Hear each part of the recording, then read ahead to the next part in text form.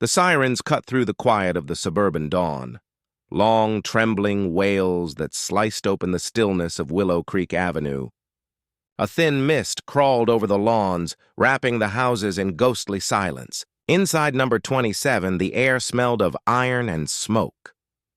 Detective Marcus Reed stepped across the threshold, boots pressing into a trail of dark red that led from the hallway to the living room.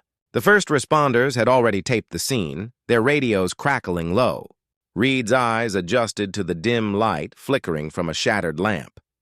On the floor sat a woman, mid-20s, light brown skin, hair tangled, eyes distant. Her nightgown was torn at the shoulder, her hands trembling over the gun resting near her knees. A soft, broken whisper escaped her lips. "He made me do it." Reed crouched, voice calm but heavy. "Ma'am, I need you to stay still. Can you tell me your name?" "Maya. Maya Wells." Her tone was hollow, as though the name no longer belonged to her. She stared at the man lying a few feet away, uniform half-buttoned, dog tags glinting under the weak light. "Captain Aaron Wells, dead from a single bullet wound to the chest," the paramedic murmured. "Time of death, 5:30 a.m. Reed studied the room, a spilled glass of whiskey, a photograph frame cracked in two, the faint hum of a phone still recording a voice message on the counter. A wedding portrait on the wall showed them smiling, the kind of smile people wear when they want the world to believe in their happiness. He took a slow breath, noting the trembling in Maya's shoulders, the way she rocked back and forth as if rhythm could hold her together. "Did he threaten you?" Reed asked quietly. He said he'd end it tonight. Said I wouldn't see morning." She looked up, eyes wide but empty. "But you did," Reed said. "Because I pulled the trigger first." Her confession hung in the air, fragile and chilling. Reed turned to the officer at his side. "Get forensics on the weapon. Record everything. Trajectory, prints, residue." The officer nodded, stepping carefully around the body. The faint sound of camera shutters punctuated the silence. Outside, the first hint of sunrise bled into the horizon, pale pink light over a crime scene that would soon flood the morning news. Reed walked toward the door, glancing once more at the woman sitting in the ruin of her living room. Something about her posture felt less like guilt and more like defeat, as though she'd already served her sentence long before the gun went off. He signaled for 2 uniforms. "Take her to holding. I'll question her when she's steady." As they lifted Maya to her feet, she whispered something Reed almost didn't. "Catch! He was supposed to protect me." The words clung to him as he watched her disappear into the flashing blue lights outside. Reed turned back toward the photograph on the wall, 2 newlyweds, 5 months into forever, and murmured to himself, "Then what the hell went wrong?" Outside, the dawn fully broke, cold and indifferent, over a house that no longer held secrets, only consequences. The photograph still hung in the living room, 2 newlyweds, frozen in perfect light. But before the blood, before the whisper of "he was supposed to protect me," that picture had been taken on a spring afternoon heavy with promise. The bells of St. Matthew's Chapel echoed across the base as Captain Aaron Wells waited at the altar, medals glinting under the glass ceiling. He stood straight, posture carved by years of discipline, jaw tight with pride. The world saw a decorated soldier. Maya saw a man who rarely smiled unless someone was watching. She entered the chapel on her mother's arm, lace brushing against polished boots lining the aisle. Every step felt rehearsed, each smile borrowed. Her heart should have been racing with joy, but it only beat with uncertainty. When she met Aaron's eyes, she saw both devotion and something else. Ownership. "You look beautiful," he murmured as she reached him. "Thank you," she whispered, her voice trembling more than the veil. The priest spoke of loyalty, unity, and sacrifice, words that sounded more like orders than vows. When Aaron kissed her, the congregation erupted in applause, and Maya's mother, Evelyn, wiped tears with a handkerchief embroidered "Faith and Duty." Later, beneath the golden glow of the reception hall, the toasts began. Aaron's fellow officers praised his leadership, his bravery, his perfect taste in women. Laughter followed. but Maya felt the chill of their admiration settle on her shoulders. "Get used to it," Aaron said under his breath, his arm firm around her waist. "They'll always look at you because you're mine." Outside, fairy lights trembled in the evening breeze. Maya stepped away to breathe, her satin heels sinking slightly into the grass. The air smelled of lilacs and jet fuel from the nearby airstrip. For a moment, she imagined driving away, anywhere. But Aaron's shadow stretched beside hers before the thought could bloom. "Cold?" he asked, draping his jacket over her shoulders. "Just taking it all in." "Good. This is your new world now, Maya. My world." Narration slowed, pressing into her mind. My world. The words settled like a lock turning. Weeks later, they moved into the 2-story house on Willow Creek Avenue, the same one Detective Reed would one day enter. Aaron left early for drills, returning at night smelling of dust and gun oil. The house was immaculate, yet silent. Maya tried to decorate, soft colors, plants, a few books, but each attempt felt invaded by the rigid symmetry Aaron demanded. Even laughter had to be quiet here. "Don't leave dishes overnight," he reminded her. "A home should reflect order." "It's just a plate, Aaron. It's discipline." She smiled to end the conversation. It was easier that way. On weekends, Aaron hosted his comrades. They drank, told stories from the field, and praised the Army's code of loyalty. Maya served snacks, laughed on cue, and studied her husband's face when he thought she wasn't looking. There was no malice yet, only control disguised as care. At night, lying beside him, she stared at the ceiling fan turning in slow circles. She wondered if love was supposed to feel like confinement wrapped in affection. Her mother called one afternoon. "He's a good man, Maya. Military men are just firm. Give it time." "I know, Mom," she replied softly. "I'm trying." But after the call ended, she pressed the phone to her chest and whispered, "How much time does it take to feel safe?" That night, Aaron returned late, leaving sand on the floor and silence in his wake. He kissed her forehead and said, 5 months from now, we'll have everything figured out." The promise sounded like prophecy. As dawn crept through the blinds, Maya looked at their wedding photo on the wall, the same one that would soon be splattered in blood, and felt the first tremor of something she couldn't yet name. Fear disguised as love. And outside, across the quiet street, a porch light flickered on for the first time, belonging to the neighbor she hadn't met yet. The morning after their 5th Sunday in the new house, Maya woke to the sound of boots on tile. Aaron was already in uniform, polishing the silver buckle that gleamed like a badge of certainty. The scent of starch and gun oil filled the air, a smell she was learning to associate with safety and danger all at once. He moved with precision, every motion timed, rehearsed, and silent. The military had sculpted him into something exact, something unyielding. In those moments, Maya saw the man everyone else admired, Captain Aaron Wells, the perfect soldier, but perfection. She realized, left no space for softness. At breakfast, he folded the newspaper with clean, sharp lines. "They promoted Hayes again," he said flatly. "Deserved it. He knows how to keep his men in line."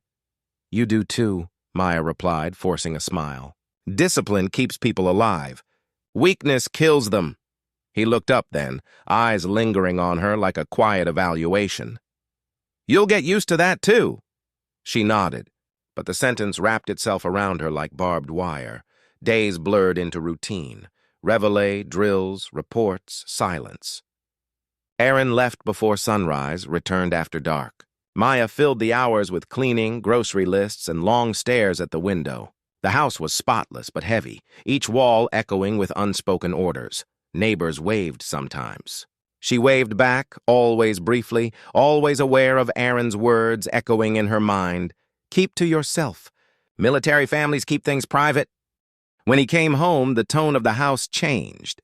Lights brightened, air stiffened, conversation turned formal. She learned to read the tension in his shoulders like a weather forecast, storm or calm, depending on the day.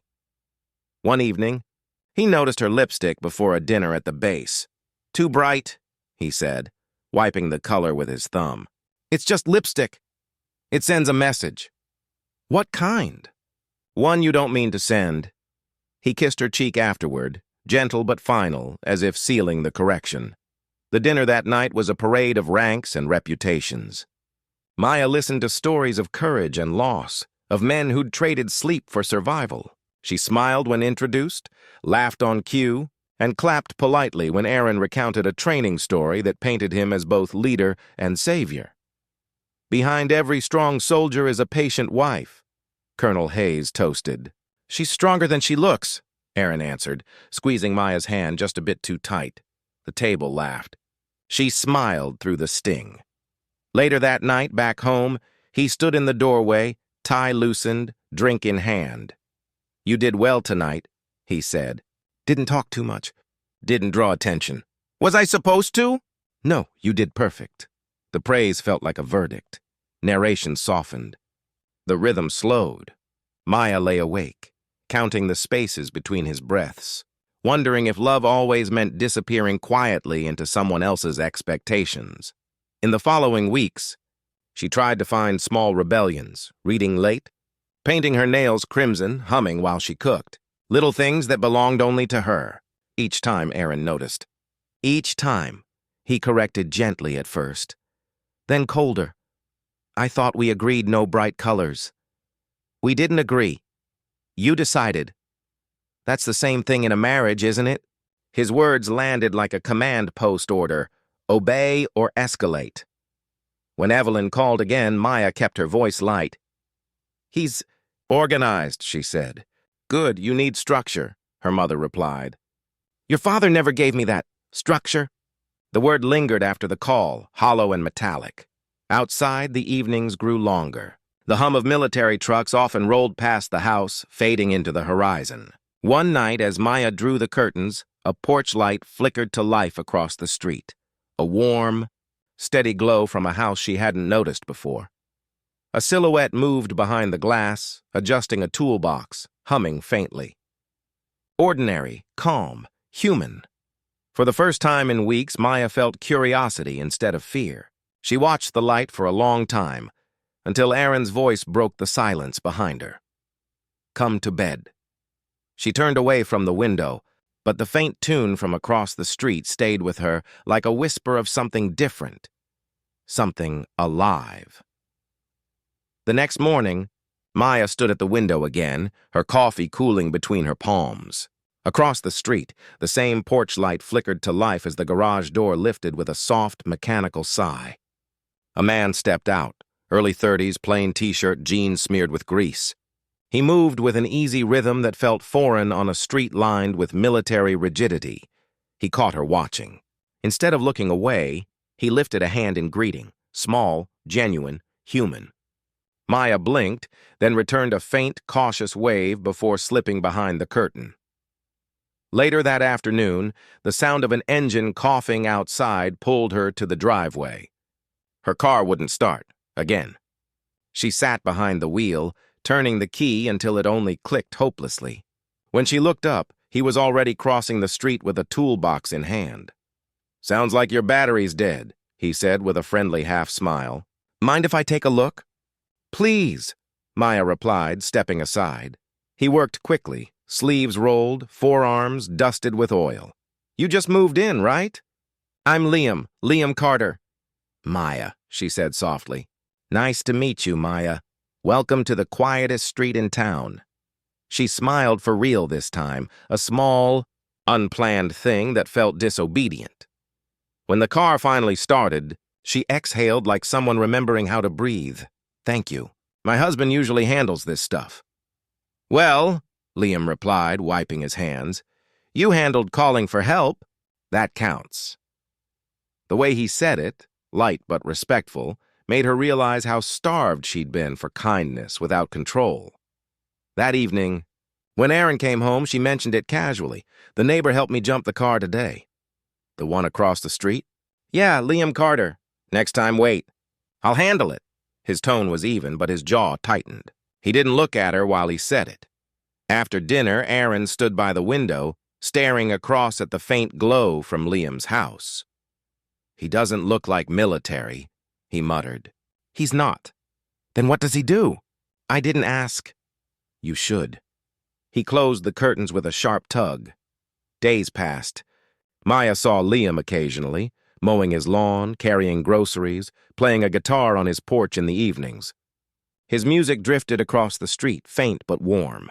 She began to wait for it without meaning to. One afternoon she found an envelope in her mailbox. No name, just a folded note inside. You looked sad yesterday. Hope you're okay. Her heart skipped. She shouldn't have smiled, but she did. The next day, she slipped a reply into his box. Just tired. Thank you for noticing. It was the first conversation she'd initiated in weeks.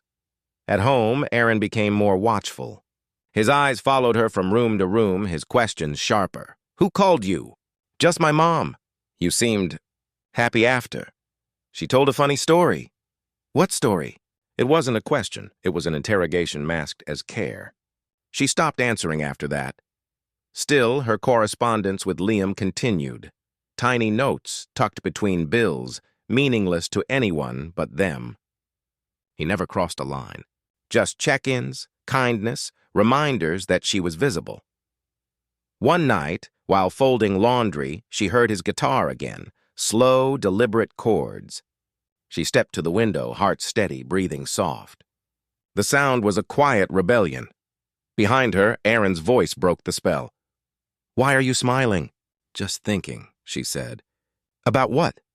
Nothing. He stared at her for a long moment before turning off the light, leaving the room in shadow. As she lay in bed later, she listened to the faint music still drifting through the window, notes of something forbidden but painfully alive. In the darkness, Maya realized what terrified her most wasn't Aaron's control. It was how comforting Liam's attention felt in comparison. Across the street, the porch light stayed on late into the night, glowing like a small promise in the silence, and by morning, that light would reveal more than either of them expected. The music stopped that night, and so did the pretending. Maya woke to silence thick enough to hear her own heartbeat. Aaron was standing at the end of the bed, half lit by the hallway glow. His hands were clasped behind his back like a man in uniform awaiting orders. Who's Liam Carter? He asked quietly. Her stomach tightened. She blinked sleep from her eyes, trying to understand how he'd found the name. Our neighbor, she whispered. You talk to him often? Just once. He helped with the car. He moved closer, each step slow, deliberate. You think I'm stupid? His voice was low, but something in it cracked. Maya sat up, clutching the sheet like armor. I don't think anything, Aaron. I was just... The slap came before the sentence ended. Quick, controlled, almost rehearsed. The sound wasn't loud, but the shock of it echoed through her. He didn't shout, didn't rage. He just stood there, breathing evenly. Next time, he said, you'll remember who you belong to. Then he left the room, door closing softly behind him. Maya sat still for a long time, hand pressed to her cheek, waiting for the sting to fade. It didn't. When she looked in the mirror later, the mark had already disappeared, but her eyes gave her away, red, frightened, awake. The next morning, Aaron acted as if nothing had happened. He brewed coffee, kissed her forehead, and left for base. The normalcy of it terrified her more than the blow itself. She spent the day cleaning the house, scrubbing until her hands ached. Control through order, that was what he'd taught her. But the floor gleamed and she still felt dirty. In the afternoon, her phone buzzed. A text from an unknown number. You okay? Haven't seen you outside today? Though her breath caught. She shouldn't reply. She knew that. But her fingers moved anyway. I'm fine. Just tired. If you need anything, another message read. I'm across the street. That night, she wore long sleeves, though the weather was warm. At dinner, Aaron spoke about training schedules, promotions, and loyalty. His tone was calm, his words measured, but every syllable carried a warning. People notice things, he said, cutting into his steak. Neighbors, strangers, I don't like being noticed for the wrong reasons. No one's noticing anything, she said softly. Good, he smiled thinly. Keep it that way. Liam's reply came the next morning. You need to tell someone. You're not alone. Then came Liam's note, folded behind her electric bill. He's gone. You can breathe now." She exhaled as if he had granted her permission. They began meeting in fragments, brief moments when Liam mowed his lawn or when she watered her flowers. They didn't touch. They didn't dare. But their eyes spoke in the language of people who have survived the same fire. "You look better," he said one afternoon, voice low. "I'm sleeping again," she replied. "It feels wrong." Healing always does. Days bled into weeks. Maya found herself humming when she cooked, laughing at small things. The bruises on her arms had faded, though others, deeper ones, still throbbed beneath the surface. Then, one humid evening, the phone rang. Wells residence. "Maya, it's Captain Morris. Aaron wanted me to tell you he's been reassigned to an earlier flight home." Her heart stilled. "When?" "End of next week. He said he has things to fix. Things to fix." The phrase spun in her mind until it scraped. The following days blurred. The mailbox remained empty. Liam had stopped writing. Maybe he thought silence would keep her safe. Maybe he'd already sensed what was coming. She wandered through the house, touching walls that suddenly felt like witnesses. Aaron's side of the closet still smelled of gun oil and aftershave. Every trace of him seemed to crawl back, reclaiming space before his arrival. That night, thunder rolled outside. She stood on the porch, rain soaking through her dress, and whispered to no one, "I can't do this again." Inside, the answering machine blinked red. "One new message. Hey, Maya, it's me. I'll be home sooner than you think." His voice was calm, measured. But underneath it, she heard the storm she'd once lived inside. Maya stared into the rain, pulse pounding like war drums. The wind whipped through the flagpole, its crimson stripes snapping against the dark. Deployment had given her freedom. But freedom, she realized, had an expiration date.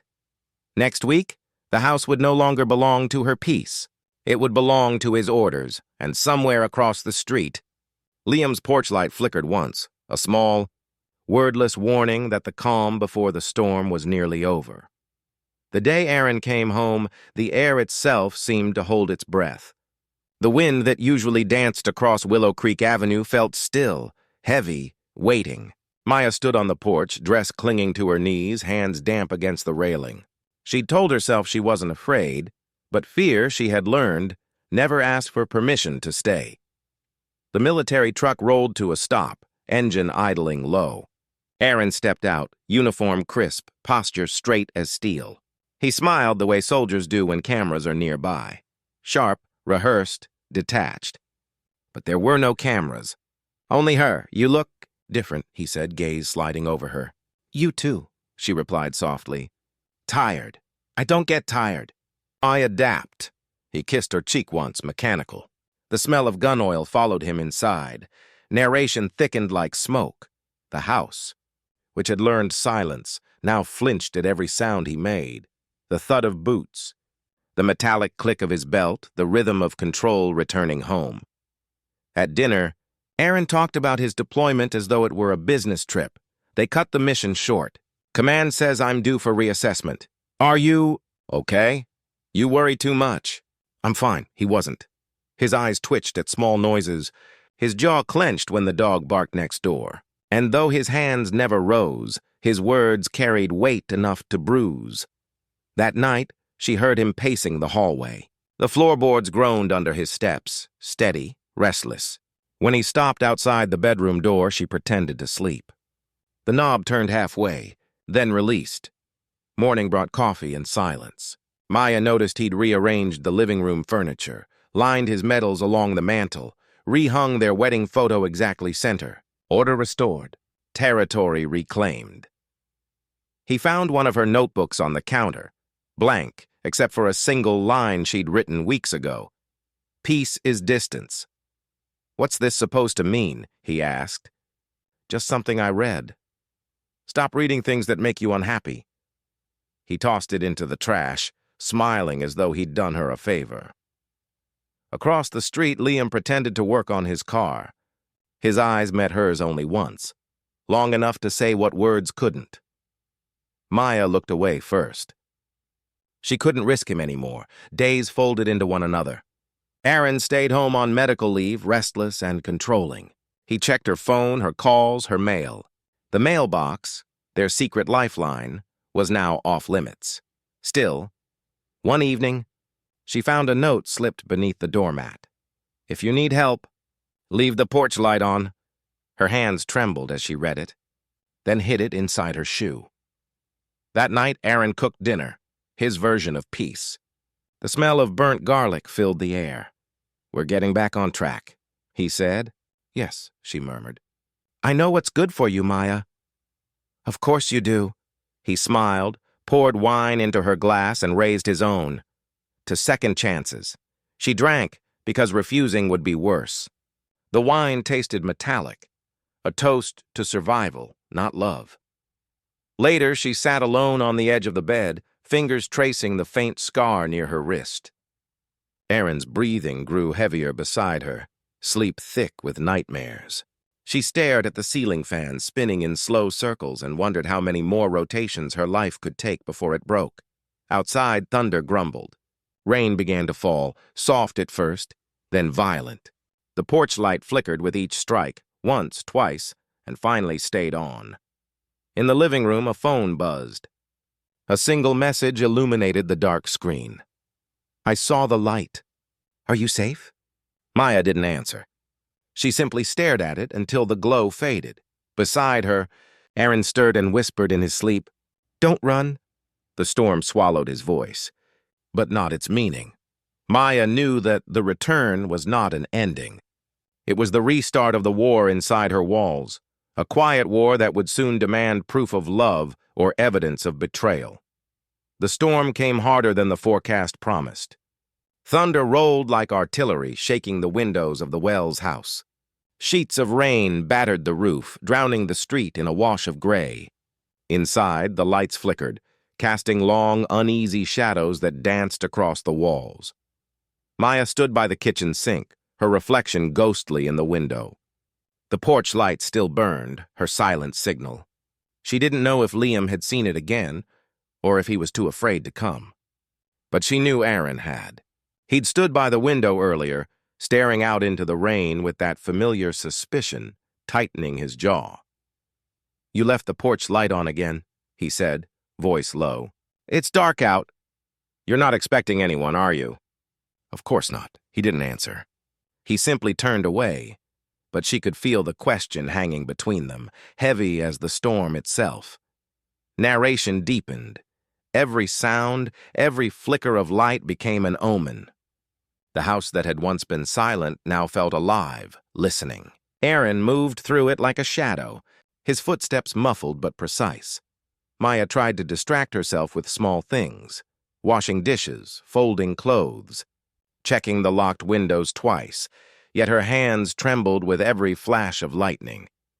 When the power finally went out, the silence that followed was absolute. No hum of the refrigerator, no click of the clock, only the sound of rain and her own heartbeat. Aaron lit a candle, its flame small but fierce. It painted his face in flickering gold, eyes hollow, expression unreadable. "You're nervous," he said, almost gently. "It's just the storm." "No, you've been nervous for weeks," Maya swallowed hard. "You've been different since you came back. You think war changes people?" He snapped. "You think you can understand that?" The candle flame trembled as if afraid of him. "I just want peace, Aaron." "Peace?" He laughed, sharp and humorless. "You don't get peace by running from what's yours." He stepped closer, the smell of whiskey clinging to him. His voice dropped lower, darker. "You've been talking to someone." "No, don't lie to me." The slap came so fast she barely registered it, just a hot sting across her cheek, a sound swallowed by thunder. She stumbled back, gripping the counter for balance. "You're mine," he hissed. "Say it." Her lips parted, but no words came. The room tilted, her vision blurred. She caught sight of the drawer, the one with the gun he'd insisted they keep for protection. "Say it," he repeated. Outside, lightning exploded across the sky, flooding the room in white light. She saw him clearly then. Not the soldier, not the husband, but the storm that had lived inside her house for months. "I can't," she whispered. His eyes narrowed. a flicker of something breaking behind them. He turned away, pacing toward the living room. "You'll regret this conversation in the morning," he muttered. The front door rattled in the wind. Somewhere outside, a car engine started, faint, distant, but real. Maya's heart raced. Liam. She moved to the window, but Aaron was faster. He saw the glow of headlights cutting through the rain, the shape of someone standing near the mailbox.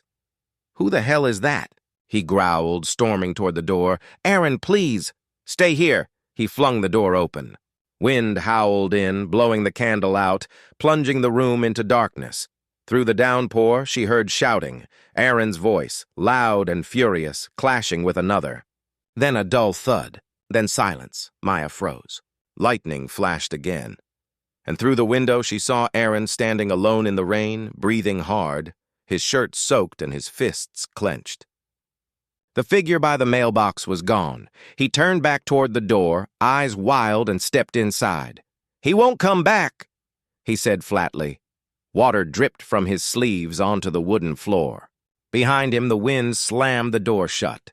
The house trembled, as if exhaling its last bit of safety. Upstairs, somewhere deep inside herself, Maya felt something crack, quiet but irreversible. Tonight, the storm outside had ended. But the one inside had only just begun. The room smelled of metal and coffee gone cold. A single fluorescent light buzzed above, flickering in uneven rhythms. Maya sat at the center table, wrists free but posture rigid, hands clasped so tightly her knuckles had turned white. Detective Marcus Reed stood across from her.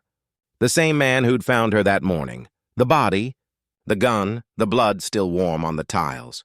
His face was calm, professional, but his eyes held questions sharpened by disbelief.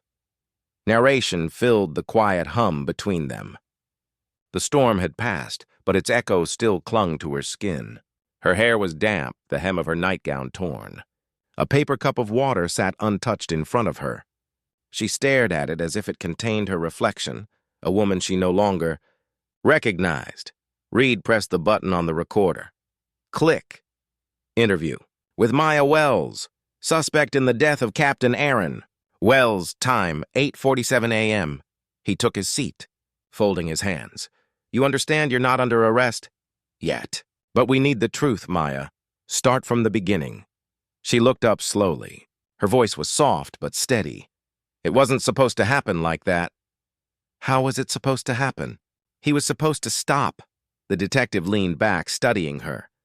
"You shot your husband at close range." "One bullet, center mass." "You're telling me that wasn't planned?" "No," she whispered. "It was survival." Reed flipped open the file. Inside were photographs. The living room, the blood, the overturned candle, the rainwater pooling by the door. He turned one toward her. Aaron's hand, still clutching the edge of the counter, knuckles pale even in death. "He had no weapon on him when we arrived." "He didn't need one," Maya said, her eyes glassy. "He was the weapon." A long pause. The air conditioner clicked on, humming faintly before dying again. Reed's tone softened. "Tell me about the storm." Her mind replayed it in flashes. The shouting, the slap, the thunder, the open drawer. He thought someone was outside. He went after them. When he came back in, he wasn't the same. "You mean angrier?" "Empty," she murmured. "Like something broke in him." He scribbled notes, his pen scratching against the pad. "Did you see anyone outside?" "I don't know," she said. "Maybe I imagined it. Maybe I wanted someone to be there." The candlelight from memory burned behind her eyes. She could still smell the rain. "He came at me," she continued, voice trembling now. I ran toward the kitchen. "He shouted something, I don't even remember what, and then I heard the drawer slam." Reed glanced down at the evidence photo of the gun. "He kept the firearm loaded?" "Always." "So you grabbed it?"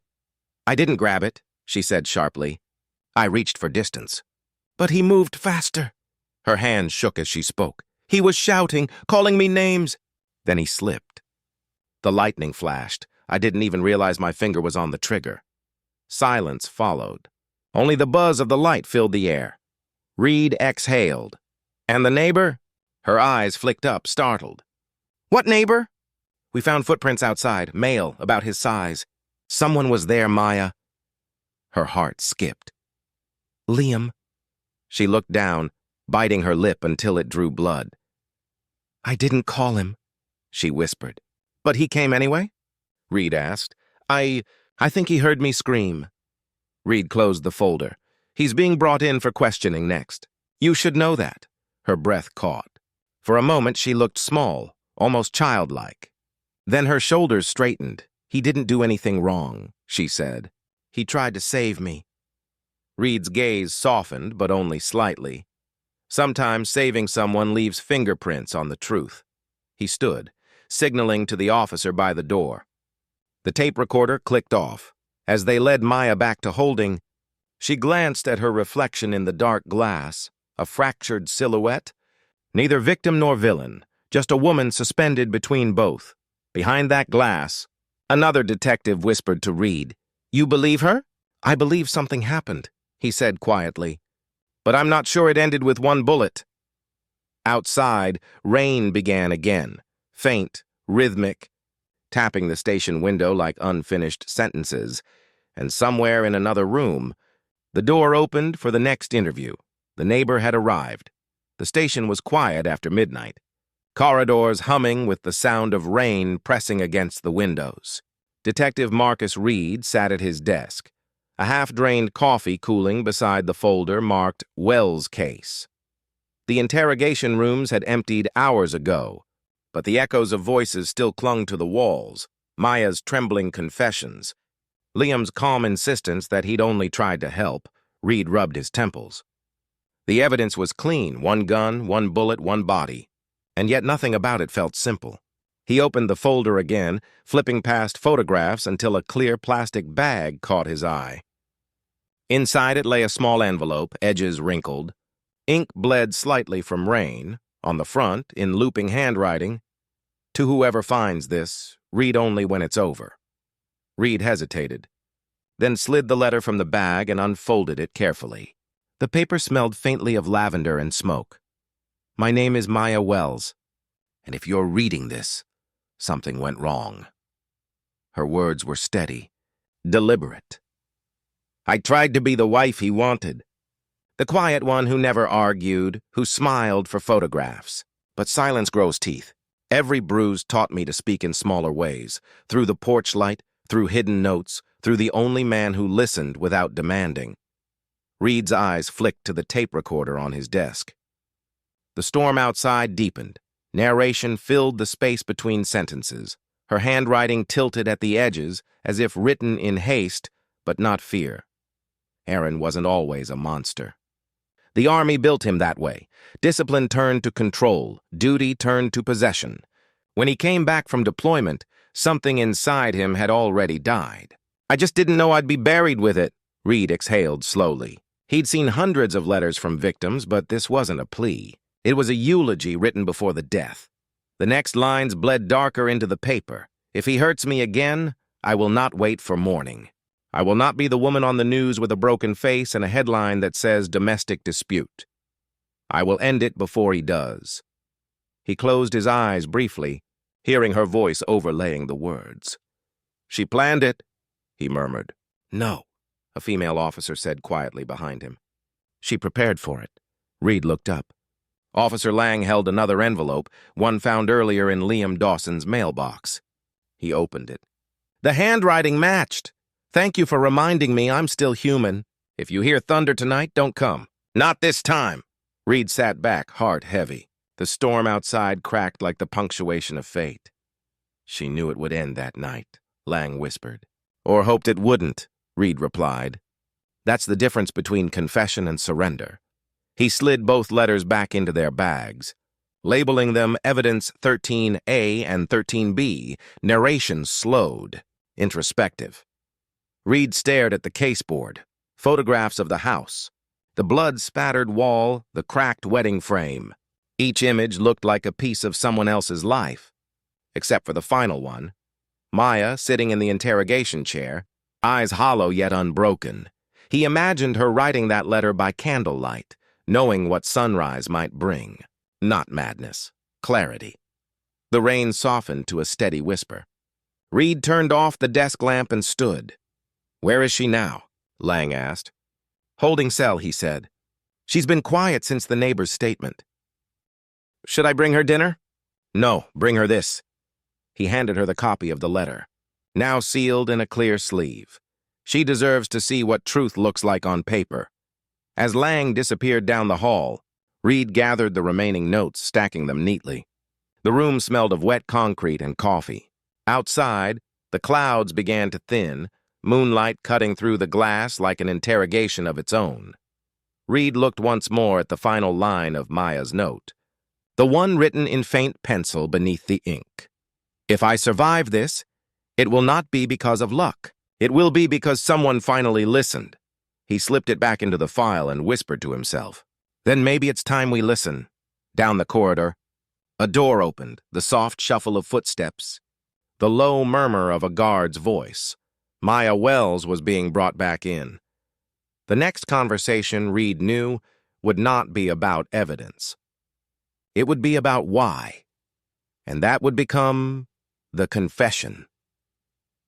Morning light crept through the blinds of the courtroom, slicing through the stale air like thin blades. The trial of State versus Maya Wells had drawn every headline in town. Outside, cameras clicked, reporters shouted, and inside, the woman at the center of it all sat motionless. Maya wore the same expression she had since the night of her arrest, quiet, detached, almost too calm. Her hands rested in her lap, fingers twined together, a faint tremor running through them only when the prosecutor's voice rose. Narration filled the silence. Months of testimony, replayed photographs, and the now infamous letter read aloud before a stunned jury. Every word had been dissected, questioned, doubted. The prosecution painted her as a manipulative killer.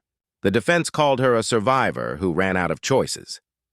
Detective Reed sat in the back row, watching.